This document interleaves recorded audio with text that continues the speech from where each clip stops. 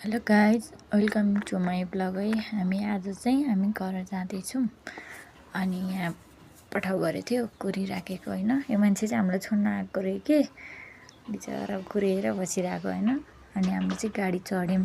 गङ्गाबु बस पार्कबाट चाहिँ हाम्रो गाउँ जाने गाडी चढेको हामी चाहिँ। अनि मैले घर पुगेको भिडियो चाहिँ हालिनँ है। यो चाहिँ हामी घर पुगेपछि तरकारी चाहिँ के खाने भनेर यस्तो होइन, अर्ग्यानिक के खान मन लाग्यो अनि त्यही भएर टिपेर लिएर आएको थियौँ।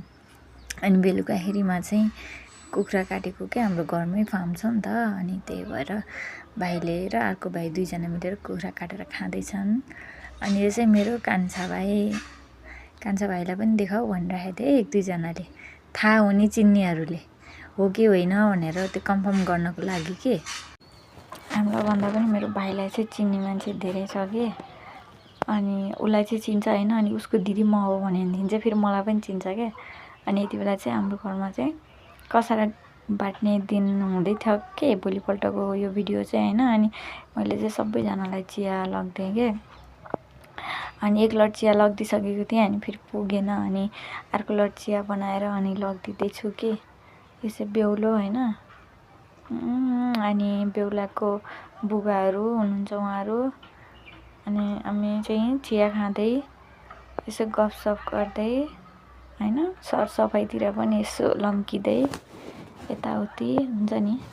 अनि यहाँ चाहिँ हाम्रो चाहिँ यो चामल भुट्ने कार्यक्रम हुँदै रहेछ क्या कसारको लागि। अनि त्यो भुटिसक्यौँ सबैजना। त्यो घाम र अनि आगोको तातोले चाहिँ सब आत्तिसकेको थिएँ कि। तैपनि होइन, घाम आगो भयो भने कस्तो बेलामा बिहे गरेँ, यस्तो गर्मी हुने बेलामा बिहे गरेर पुसमाघतिर बिहे गर्नु पर्दैन भन्दै होइन फतफताउँदै आफ्नो काम गर्दै हुनुहुन्थ्यो कि दिदीहरू चाहिँ। उहाँ चाहिँ हाम्रो मान्छे दिदी।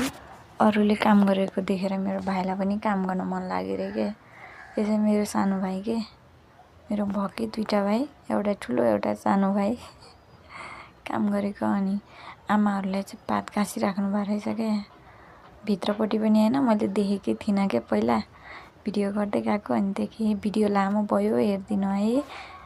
अनि लाइक कमेन्ट यसो छोडिदिइराख्नु न। Okay, by by.